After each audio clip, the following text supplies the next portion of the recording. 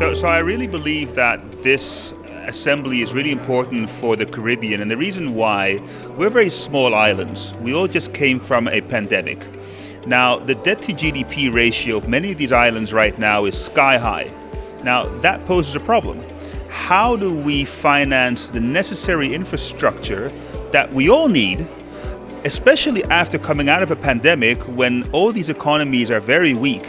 So the moderation that I did in this panel was discussing really about how to attract DFIs, how do we attract financing to ensure that the infrastructure that we need continues to be financed. And there are some challenges. The risk return profile of many of these infrastructure projects is just way too high for banks. Now, a number of very interesting things came out of this panel. One was, how can we get the community involved to also contribute their financing? And it's not new, but it's certainly, I think, new for the Caribbean, where you really reach out to the public and get them involved in the financing. The second thing that came out of the panel was, how can we think away from debt? Because a lot of the people are always talking about financing equals debt, but financing is debt, financing is equity, financing is hybrid.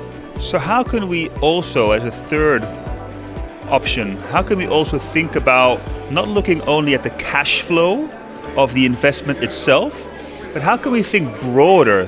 How can we think about the economic impact that the project will have? And that's key, because many financiers tend to only look at the cash flow coming from the project. But at the end of the day, infrastructure deals with the public. It deals with economic growth, and economic growth can be quantified away from the project itself. So looking at those three, and I think the fourth thing, which I think is very innovative, the fourth thing we also spoke about is how can we bundle different infrastructure projects into one instrument and sell that instrument. So instead of having exposure just to one project, how can we take, for example, 5 projects, bundle it up, make it into a product, an investment project like a bond, and sell that off.